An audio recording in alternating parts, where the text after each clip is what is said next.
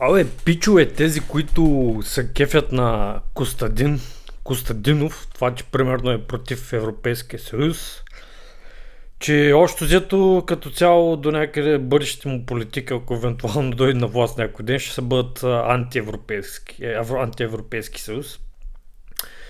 И най-вероятно искат да се отделим от Европейски съюз. Мисля, че не е тайна за никой. Да питам аз, понеже аз съм живял в Англия, точно по времето на Брексита. И да ви кажа честно, от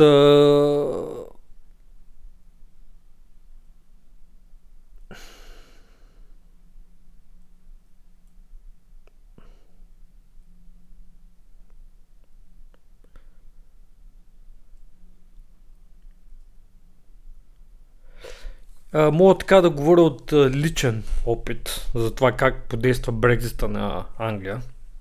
И това говорим, нали, само години след Брексита. Сега в момента мисля, че още по-зле. Но идеята ми е така да питам вие да сляпи ли сте ни? Виждате ли какво стана с Брексит?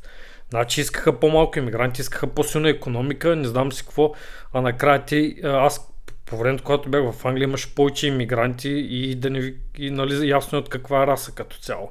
Значи изгониха източни европейците, тези, които реално работиха доста и мисля, че са малко по-добри така иммигранти от тези, които имат сега в момента. Изгониха нали, на някой това беше идеята, да махнат източно европейците от Англия. И накрая приеха от бившите си колонии, тяхни си хора, които, повярвайте ми, не мисля, че са толкова качествени работници, колкото сме ние.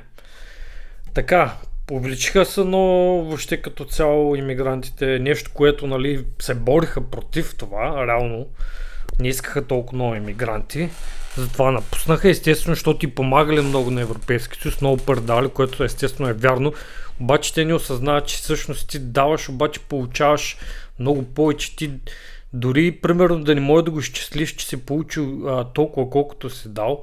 Има много неща, които те не могат да се изчислят под някаква така проста статистика.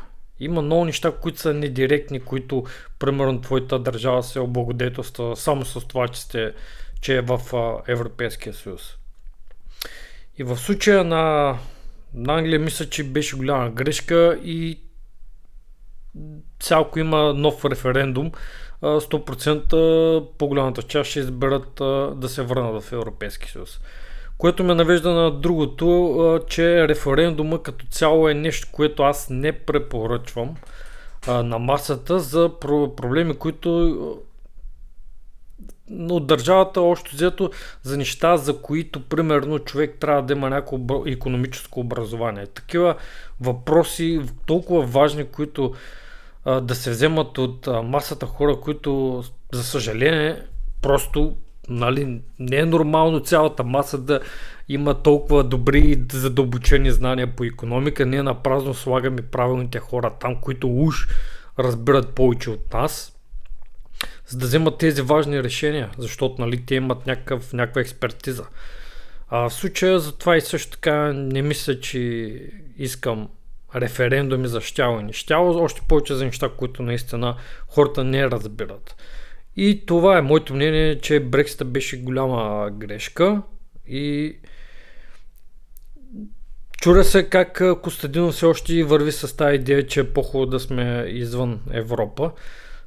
Като първо ние сме били с Русия вече, ако иска пак да се върнем на същото място, честно казвам, аз не го гледам като някакъв напредък, но да кажем, че може да има някакви аргументи, нали, не оспорвам това, дали е по-хубаво или дали е по-лошо, но самия факт, че вече видяхме какво се случи с Англия след Брексита и как реално те не бих казал, че са си подобрили много нещата.